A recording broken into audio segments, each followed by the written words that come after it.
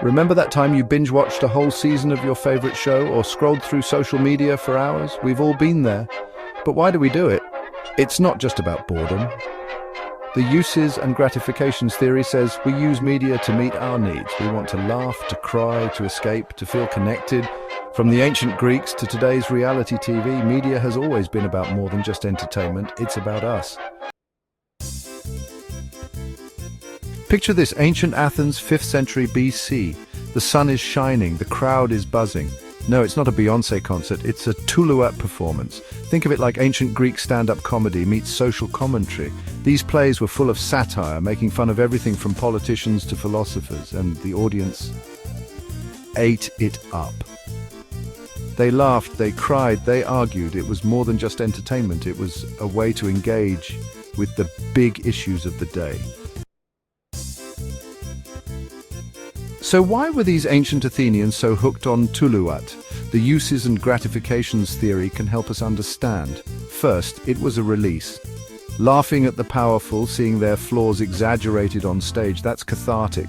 Second, it helped people figure out their place in the world. By seeing different values and behaviors mocked or praised, Athenians could form their own identities. Third, it brought people together. Sharing laughter, debate, and outrage over the play created a sense of community. And of course, it was entertaining. Tuluat, just like today's media, fulfilled a range of human needs.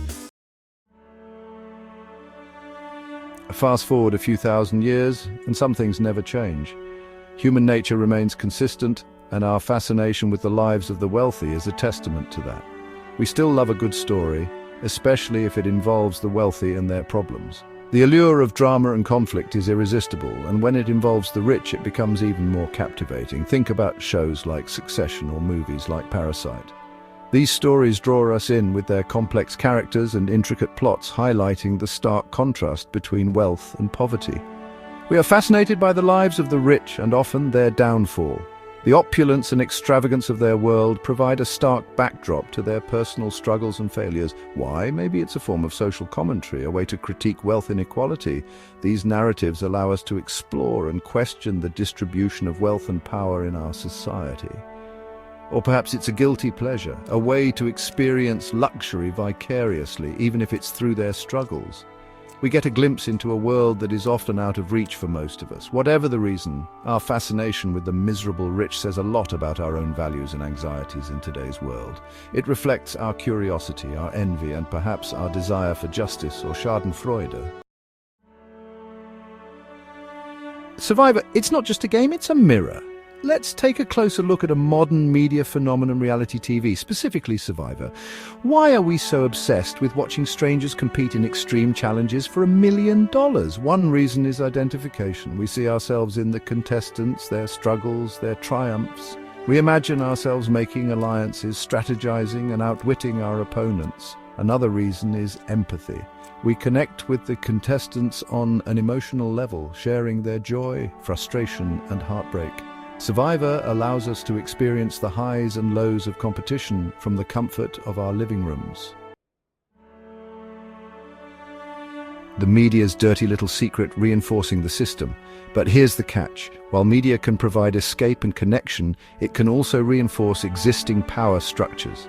Think about how often you see the same types of people portrayed in positions of power or success. Think about the narratives that are constantly being repeated. Media often reflects and reinforces societal norms, even the ones that are unfair or harmful. This is where things get tricky. We need to be critical consumers of media, questioning what we see and hear, and recognizing the underlying messages being conveyed.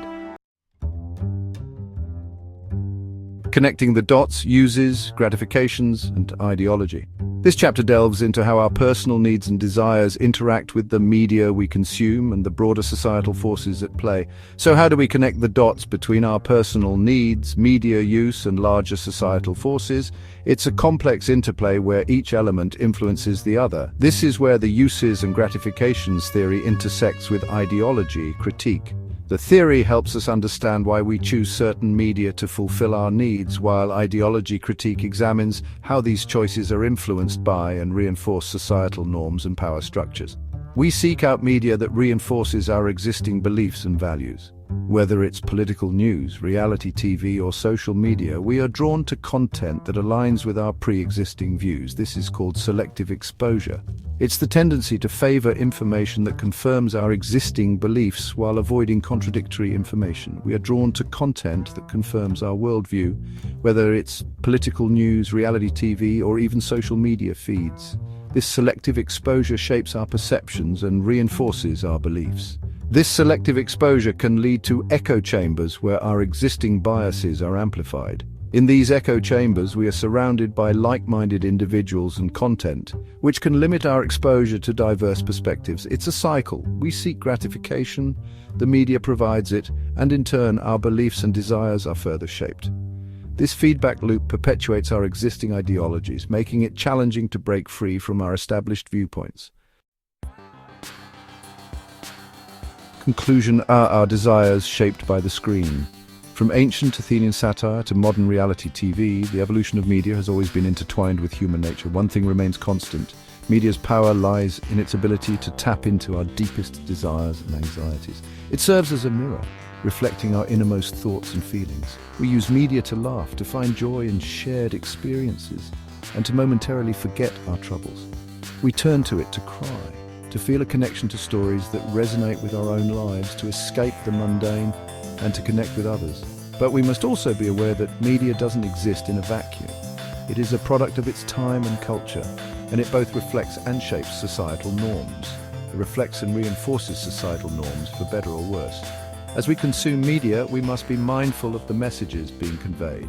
We must critically examine the messages being conveyed and the potential impact on our own beliefs and behaviors.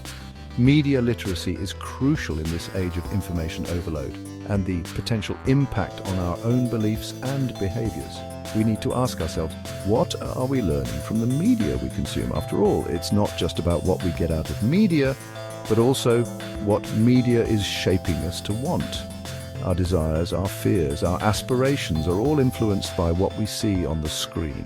In the end, understanding this dynamic can empower us to make more conscious choices about the media we engage with and how it shapes our lives.